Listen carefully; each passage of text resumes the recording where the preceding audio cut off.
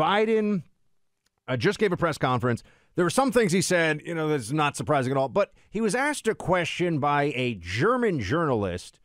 At this point in time, can we not have, Biden could say, I'm here to talk about NATO. I'm not here to take any cheap shots at Trump or Republicans. But no, Grandpa Biden had other thoughts.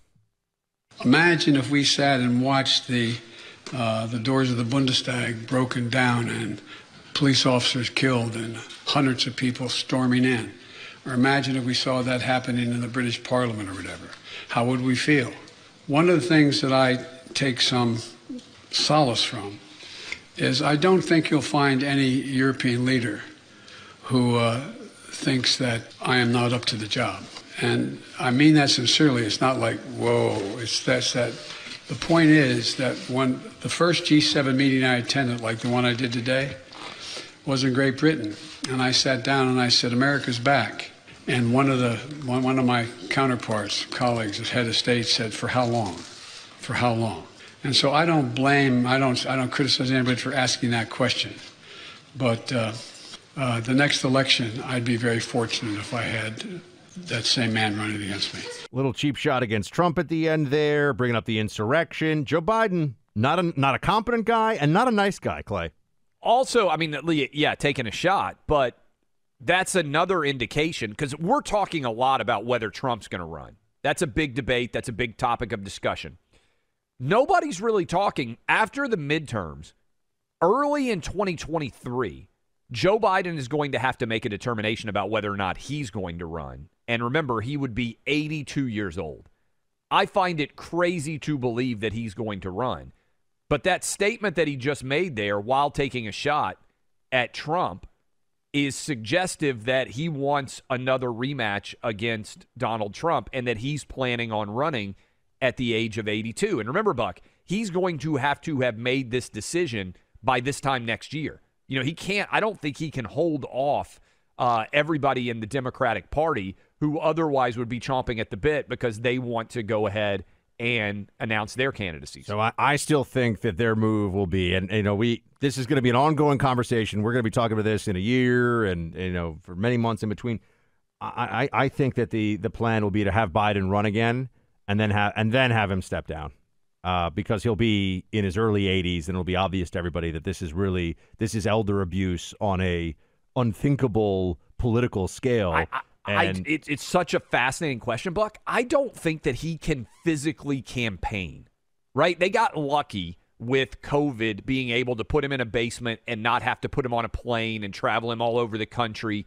How is he going to be able to run a presidential election? The amount of, you travel, like we're relatively young. And when you're hopping on a plane and flying from one side of the country to the other and you're performing and there's all these events, it weighs on younger people. How in the world is 82-year-old Joe Biden going to be crisscrossing the country making an argument for his reelection? I don't know that he's physically capable of being able to do that. I also think it's interesting that he's sitting in front of our European allies and he's supposed to be talking about NATO. And he did talk about a lot of NATO stuff, obviously. But, if he were the serious statesman that he's been pretending to be his entire adult life, he would say now's not the time to get into the insurrection. Right. Mostly, middle-aged folks who were trespassing and taking selfies. There were some people who got violent and they've been held in solitary confinement. They've been treated worse than some Al-Qaeda detainees. Yeah. So, and some of the people that have been treated that way weren't even violent, but that's another conversation, which we will continue to have here, by the way. But, this is just going to show you, I think, Clay, they're going to have to force people to talk about the insurrection. They're going to have to bring these things up and go back to the old well of talking points about Trump is Putin's puppet, which I think is going to be a much tougher sell difficult now than it was before.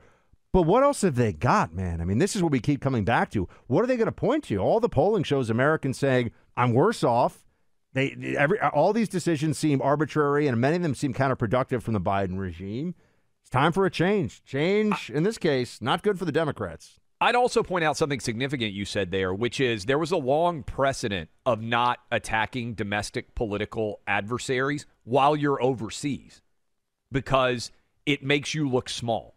If you're trying to look like the leader of the freest country in the world, then going after an adversary who is in domestic politics like Biden did during that discussion doesn't in any way embolden allies to believe that you are strong. I mean, Biden is a weak man. Physically, I think mentally, I think intellectually, politically, all of those things are true. And having him overseas just magnifies that weakness. Even the way he walks, Buck.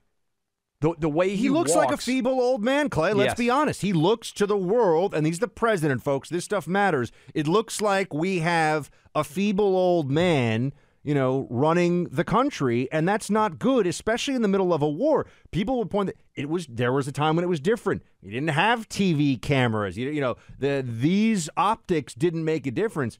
I mean, even when Biden's up there giving a speech, you just look at this. You're like, at what point is he going to say, "Where's the applesauce? I want to feed the ducks with some breadcrumbs"? And his eyes, man, and just it looks like there's nobody home. You know how you can tell if you're talking to somebody whether their eyes are physically like just whether there's a vitality behind the eyes. It doesn't look like there's anything there. It's probably an analogy that hasn't been made very often. I got to meet Britney Spears.